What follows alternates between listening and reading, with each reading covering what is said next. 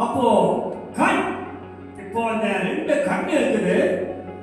கடவுள் பாருங்க, இந்த உறுப்பு உச்சம் தலையிலிருந்து அடி பாதம் வரைக்கும் வெளிச்சமா இருப்பதற்கு இந்த கண்ணு ஒரு டார்ச் மாதிரி வச்சுக்கிறார்.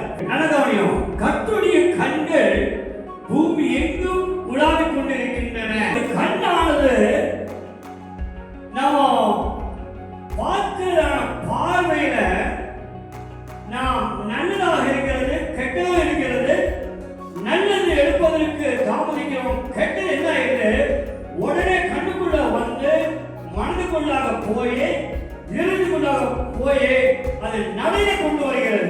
நான் சந்தோஷமாக இருக்க வேண்டிய ஒரு மனுஷன், நான் ஆசீர்வாதமாக இருக்க வேண்டிய ஒரு மனுஷன், நான் சுகமாக இருக்க வேண்டிய ஒரு மனுஷன், நான் நன்மையும் கருவியும் பற்றி கொண்டு தெளிவாக இருக்க வேண்டும். ஆனால் என்ன செய்கிறது, இந்த கண்ணானது ஒரு பொருள் மேல ஆசை வைக்கிறோம். ஒரு பொருளை ரோட்ல போறோம், ஒரு பொருள் மேல ஆசை வைக்கிறோம், அந்த பொருள் அப்படியே கண்ணுக்குள்ள போகிறது, மண்ணுக்குள்ளாக போகிறது.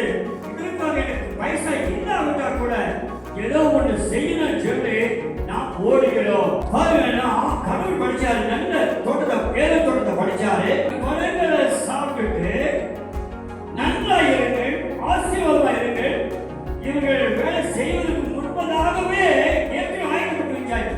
ஏவல் பார்த்தா இந்த மாதிரி சந்தர்ப்பத்தில் ஏவல் கிட்ட சொன்னேன், இந்த பழம் சாப்பிட கூடாது, இந்த பழத்தை பாருங்க, என்ன அழகா இருக்கு பாருங்க, என்ன பாலிஷா இருக்கு பாருங்க சொல்லி கண்ணில பார்க்க பார்க்க பார்க்க வார்த்தை சொல்ல மனதுக்குள்ள போக என்ன எதிர்ல பதிய செயல் என்னன்னு பழத்தை வாங்கியாச்சு, சாப்பிட ஆரம்பிச்சாச்சு. பாடுறாரு, என்னன்னு பாடுறாரு, பொருள் மேல ஆசை போச்சுன்னா 50 அபிஷேகம்.